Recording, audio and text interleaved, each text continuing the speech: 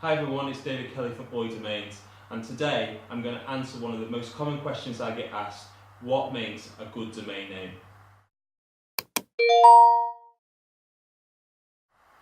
In today's episode, I'm going to be talking about what I believe makes a good domain name.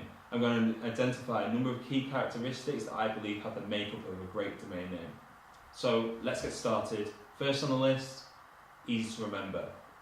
Your domain name has to be easy to remember. If it isn't, you've already lost the bet. Think of your eBays, your Amazons, your Walmarts. They all have exact match domain names and they're all easy to remember. So whether you're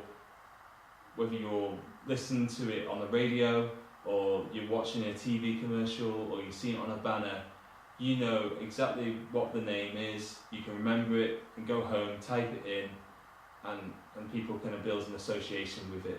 If you're unable to relate to your audience, your customer, then you've already lost the bet. So you have to make sure that your domain name is easy to remember, so that when you're speaking to someone in person or on the phone, they're able to remember you and build an association with that name.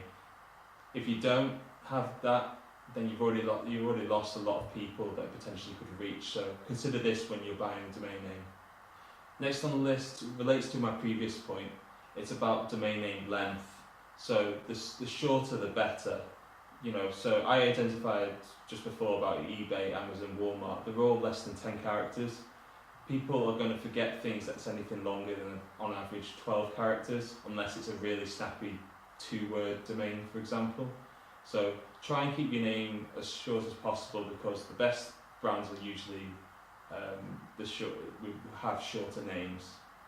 The next thing that I want to talk about is hyphens. It's one of my pet peeves whenever I see a domain name or a brand using a domain name that has a hyphen in it. It's unnecessary, no one remembers the hyphen, and if you do use a hyphen, you need to make sure that you have an unhyphenated version of that domain name as well. No one remembers the hyphen, so there's no need for it, and a good domain name does not have one, as well as the previous things that I've spoken about. Next, we're going to go a little bit more technical. So if you have to make sure that your domain name has the correct use of the extension.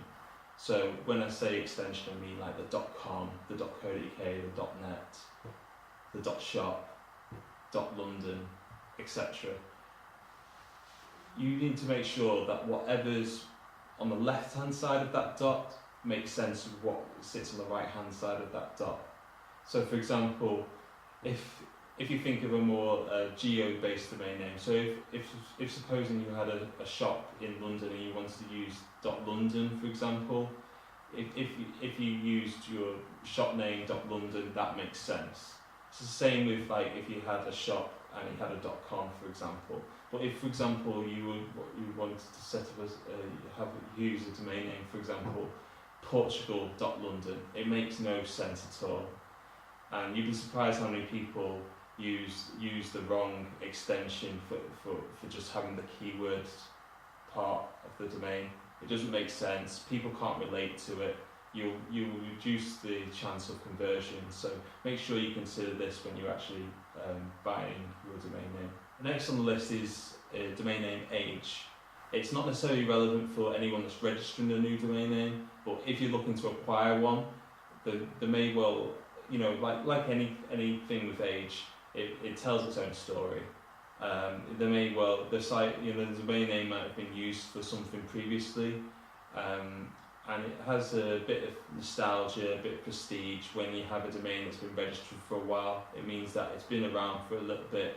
A domain name age, coupled with the previous characteristics spoken about, can usually mean that it's of a higher quality and therefore of a higher value as well. So from an investment point of view, it's good to have a bit of age behind it. Like a good property would do, it have a bit of age about it as well. Final thing on my list is that a good domain name would have a clean domain history. You should use the various checkers that are out there to check whether the domain name has had previous penalties, or what this domain name has been used for in the past.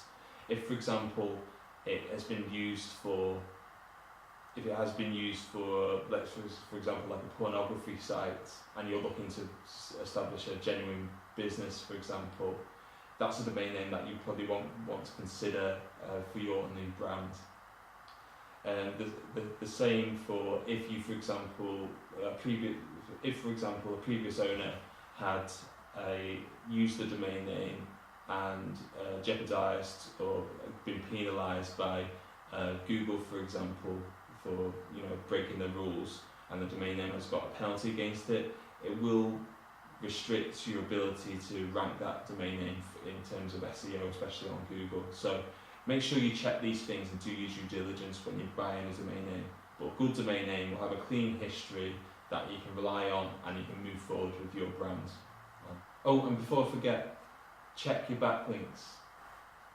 If you've got a really good domain, so using the characteristics that I've just spoken about, and you've got good backlinks, and what I mean by backlinks is effectively sites that link into your domain name and they're relevant to what you've got, then you're in for a bonus. Not only will it give you a boost in terms of SEO and direct traffic, but in terms of just that recommendation from other sites, you can leverage that straight off the bat, and it give your brand that extra marketing boost that previously you might have not necessarily accounted for, but it adds that flavour to that domain name that you can get excited about.